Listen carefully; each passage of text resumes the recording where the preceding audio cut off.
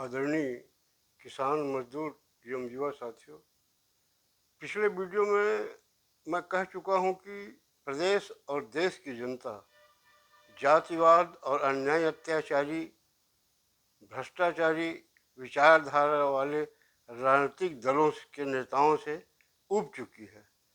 वह तीसरी शक्ति की तलाश में है जो उसे अन्याय अत्याचार और भ्रष्टाचार जातिवाद से छुटकारा दिला सके, जिसका सबसे बड़ा उदाहरण हाल ही में आपने देखा है। बिहार के बाकी उपचुनाव में उस परिणाम ने बता दिया है कि जनता जातिवाद नहीं पसंद कर रही है, क्योंकि जातिवादी नेता अपने रिश्तेदारों को ही जाति का समझते हैं और अपने ही जाति के लोगों का उपेक्षा करते हैं पद पाने के बाद। ताजुब तो सबसे बड़ा ये मुझको होता है कि देश का सबसे बड़ा पार्टी कहने वाला, वैसे विश्व का भी कहते हैं, भाजपा के राष्ट्रीय अध्यक्ष के मतदान केंद्र में भाजपा हार गई। वैसे बताने वाले तो बता रहे हैं कि कई विधायक सांसद भी बाकी पूर्व विधानसभा क्षेत्र में रहते हैं, उनके भी पोलिंग बूथ से भाजपा हारी। अब सोच लीजिए आप कि जनता कितनी उब चुकी है और वो अच्छे नेता की तलाश में है जो ईमानदारी से उसको शासन की सुविधा तो दिला सके और उसके ऊपर अन्याय अत्याचार न करे। ये चुनाव जो है उन लोगों के लिए बहुत बड़ा सबक है जो लोग वोट चोरी, ईवीएम पर गड़बड़ी का आरोप लगाते थे। वो भी देख लें कि जब मतदाता वोट देगा ना, तो ईवीएम या बैलेट बॉक्स, जो बैलेट पेपर की बात करते हो ना, वो कहीं नहीं रोक सकता। जनता के ऊपर है कि जनता को कैसे आप अपने विश्वास में ले सकते हो।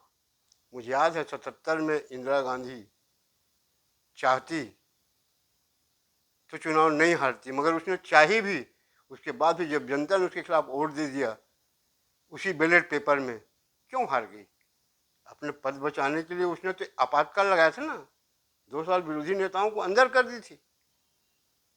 उसी प्रकार से सुनने में आ रहा है कि बांकीपुर में भी भाजपा ने जीतने के लिए जन स्वराज पार्टी के प्रशांत किशोर के महिला और पुरुष कार्यकर्ता 54 लोगों को चुनाव के एक दिन पहले, किसी को रात को किसी को दोपहर में, पुलिस से उठवा दिया था बाहरी कह करके, जबकि वो उसी विधानसभा के हैं। भाजपा ने वहां जीतने के लिए जो नीति बोलते हैं ना, साम दाम दंड भेद, सब अपनाया उसने, मगर जनता इतना उब चुकी है जातिवाद से और न्याय अत्याचारियों से, इसलिए उन्होंने एक सबक दिया है। और मुझको उम्मीद है कि केंद्र की भाजपा सरकार और राज्यों की जो भाजपा सरकार है इससे सबक लेगी और जनता के प्रति थोड़ा सा उदार भावना, जो शासन की सुविधा को मुफ्त में दिलाने की योजना है, उसको वो लागू करेगी। आज कोई भी कार्यालय में चले जाइए, मगर रिश्वत के काम नहीं हो रहा है। क्यों? भाई उनको तनख्वाह मिलता है, वो पर डे या महीने भर में अगर हिसाब किया जाए तो जो कर्मचारी है उससे तनख्वाह ज़्यादा रिश्वत कई विभागों के कर्मचारी ले जाते हैं अपने घर।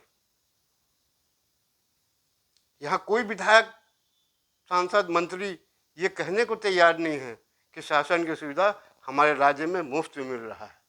खैर वो जैसा भी दिलाएं, वो तो 5 साल में सबका समय आता है।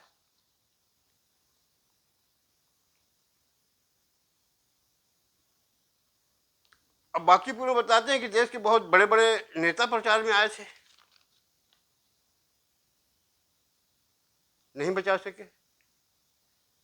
वैसे हमारे छत्तीसगढ़ की विष्णुदेव सरकार को भी मैं पिछले वीडियो में बता चुका हूँ कि जिन लोगों ने 18 में भाजपा को यहाँ पराजित कराया है उनके चंगुल से दूर रहिए, मगर वो बुरी तरह फंस गए हैं और उसी रास्ते में चल रहे हैं कि 2028 में भाजपा न जीते। अभी भी समय है। अगर वो प्रदेश के किसानों पर धान खरीदी के मामले में जो तरह तरह के नियम बना के अन्याय, अत्याचार, भ्रष्टाचार कर रहे हैं, अब भ्रष्टाचारियों, हमारे दुख की बात है कि भ्रष्टाचारी हमारे लिए नियम बना रहे हैं। उसी धान खरीदी के केंद्रों से जो धान गायब हो रहा है, जिनके नेतृत्व में, वही हमारे लिए नियम बना रहे हैं। तो मुख्यमंत्री जी, इस चुनाव से अगर सबक लेना है ले लीजिए, और नहीं तो आपकी इच्छा है, 2.5 साल बचा है। क्योंकि आप सीधे सरल और बहुत अच्छे विचार के हैं, इसलिए मैं बार बार आपसे निवेदन कर रहा हूँ कि आप अपने विचारों से काम करिए जिसमें जनता को सहूलियत मिले।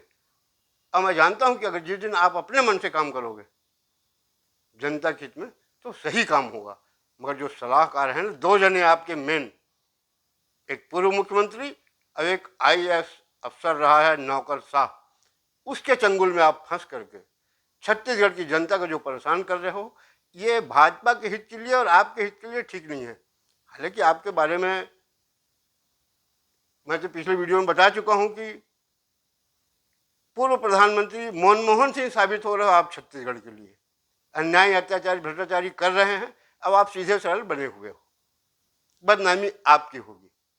तो मनमोहन सिंह जैसा मत बनिए और अपने विचारों को सामने लाइए और अन्याय, अत्याचारियों को पर ब्रेक लगाइए और शासन की जनता को मुफ्त में दिलाने के लिए व्यवस्था करिए। वैसे जानकारी मिली है कि विधायक, सांसद, मंत्रियों के बीच इस समय अहम को लेकर के काफ़ी टकराहट चल रहा है छत्तीसगढ़ में, जिसके कारण, जिसका परिणाम है कि जनता को भुगतना पड़ रहा है।